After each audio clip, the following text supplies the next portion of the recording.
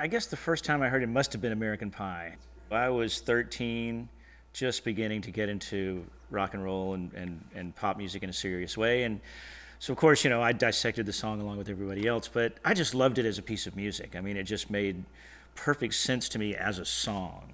These chords, they went the way they were supposed to, and the melodies over them sounded like they should be there. In the lyrical sense of it, I just felt that it was a guy, it was just an homage to music in general, to rock and roll, and whatever specific incidents he may have been alluding to. It just felt very personal to me, and that's what I liked about it. It was universal in its themes, but in its origin, it felt very personal to me. It gave me a direction that I could say, okay, well, this is how you write songs.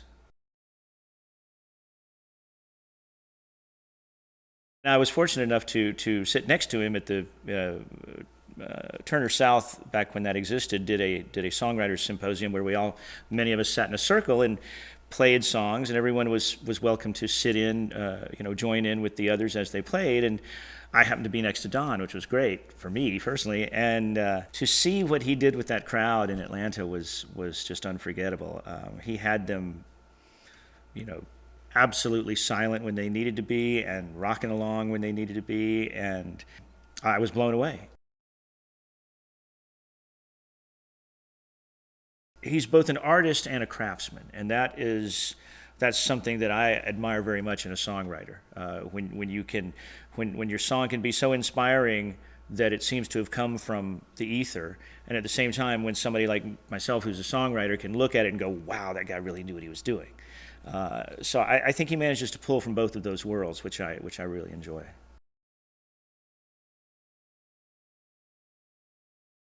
He just understood it. He understood how a song should sound and how it should go. And I happen to know that songwriting is, or to me, one of the most difficult things you can do, even as a musician. To play is one thing, to sing is one thing, to write a good song is hard, and to do it consistently or to do it more than once is trebly hard. So when you've written, at least 3 songs that can be considered classic, that is a very high batting average. And if one of those songs happens to be something that a great many people consider one of the best songs ever written, then you've not only hit the top of the mountain, but you've stayed high up on the mountain for a long time, and that's very difficult to do. So I would say since I've been a fan of Don's for so long, I would have to rank him very, very high.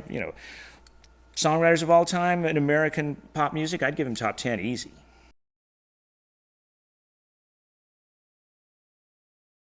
When I think about writing a song, I think about, well, if I can write a song as good as Don McLean would have written it, then I've done well. The ones that end up being basically what I call a perfect song is a song that when you listen to it, you go, well, nothing could be changed. There's no way you could make that better by changing anything on it. And so in that sense, I think he did that multiple times. And if I could aim for anything, that's what I'd be aiming for.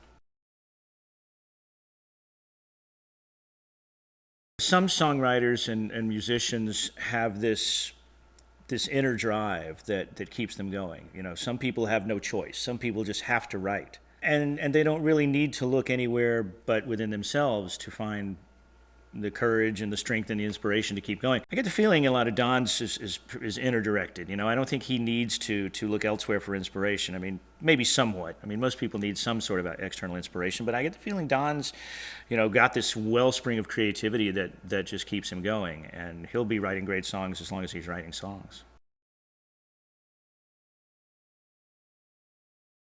Vincent seems to be, I mean, you can't change a note on that song. It is exactly it's like the platonic form of a song. It's exactly what it should be. And, Van Gogh may or may not have been all that sympathetic a character, but certainly Don presented him that way. And I think clearly it colored a lot of the way Americans perceive Van Gogh. I think a lot of them are familiar with him only through that one painting, and Don's interpretation of that painting as it related to Van Gogh's life. So, I think he had a lot to do with how Americans see one of the greatest visual artists of all time.